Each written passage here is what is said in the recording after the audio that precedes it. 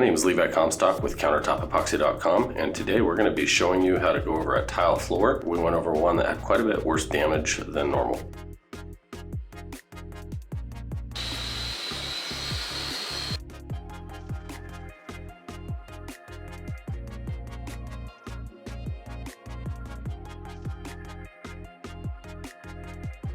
We started out by grinding all our high spots and removing any failed or loose tile.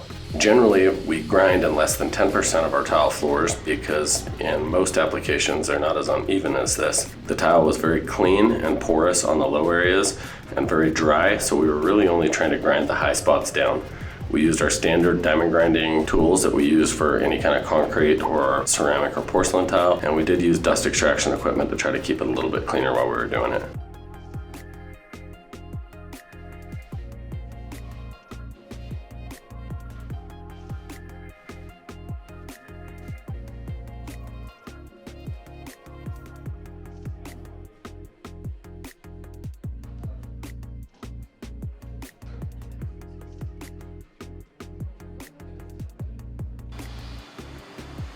After grinding the tile floor, we started out by dust vacuuming and then leaf blowing from the ceiling down, trying to get any loose debris prior to pouring epoxy.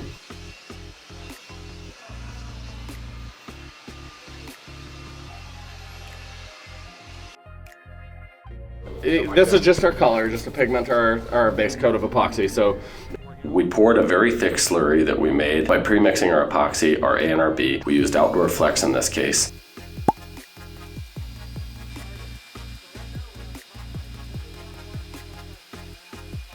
And then we dumped in approximately a half a bag of our 20-minute joint compound for every gallon of epoxy mixed.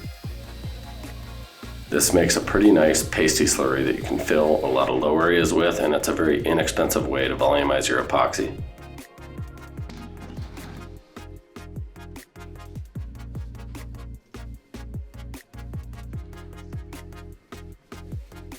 We did create a few transitions using foil tape. I generally prefer the thicker and the more rigid of the two different types. Just be careful when putting this down that you don't cut yourself. It is a very sharp edge, but it's a really nice way to start or stop the epoxy wherever you want to, and the foil will not stick to the epoxy during the epoxy cure, so it's easy to remove the next day.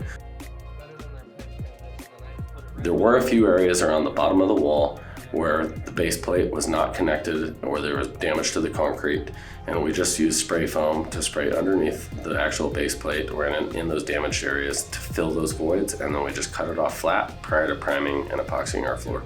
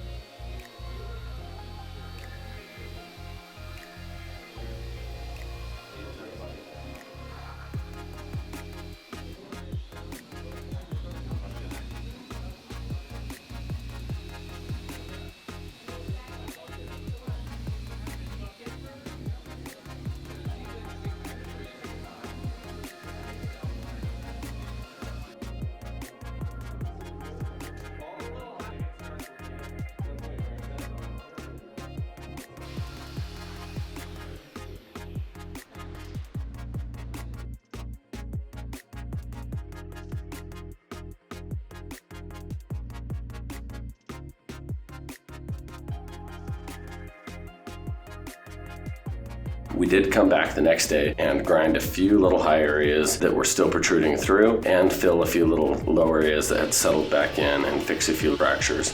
But for the most part, it was quite a bit easier pour the second day than it was the first.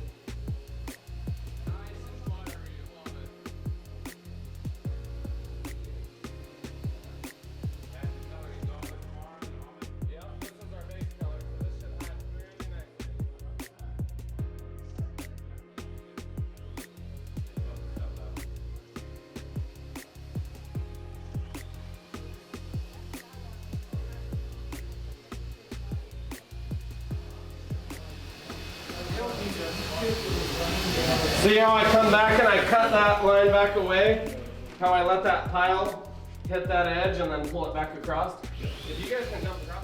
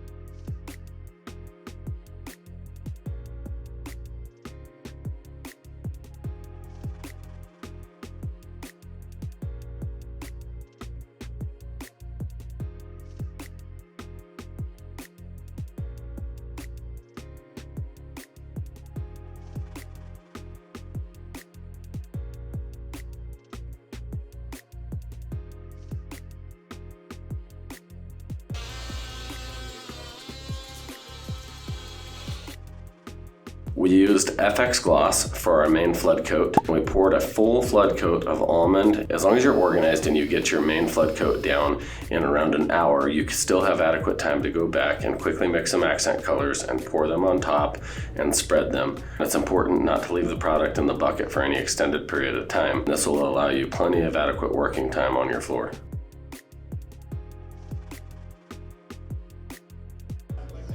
remember that wall's poured. And then all I do is we'll keep working our wall.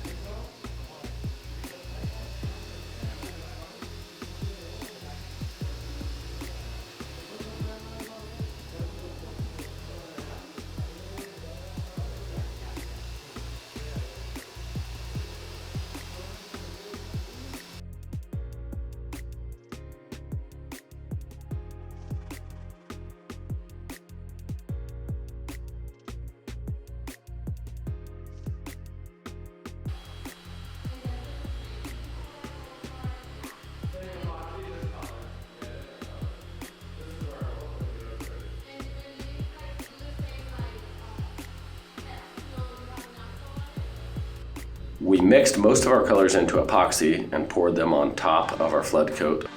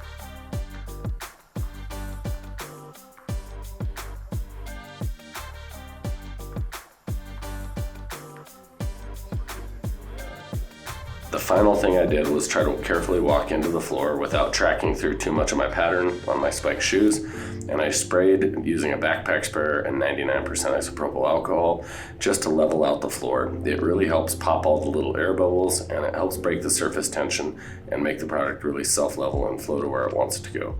Remember, you never use a torch on a floor, we only use alcohol.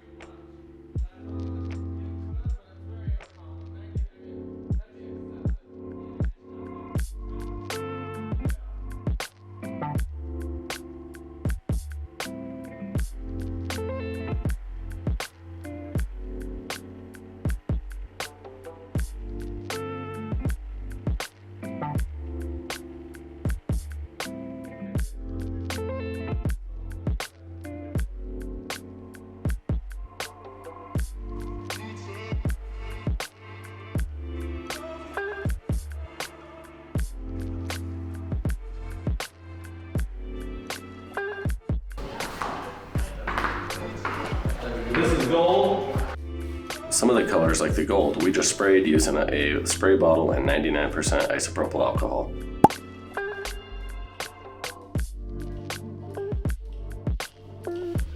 Now, if you get this on stuff, it's just powder.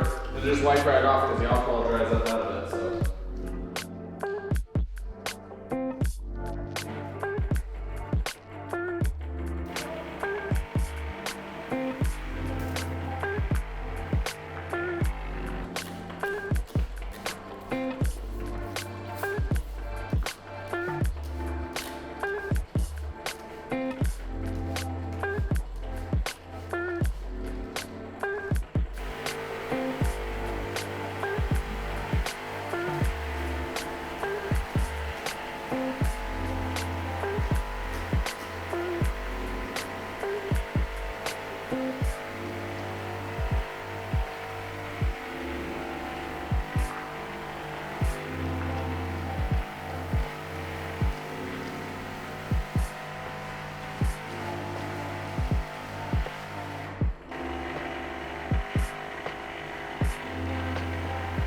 Thanks for watching. I hope you enjoy the channel. Make sure to hit the subscribe button and check out our other videos.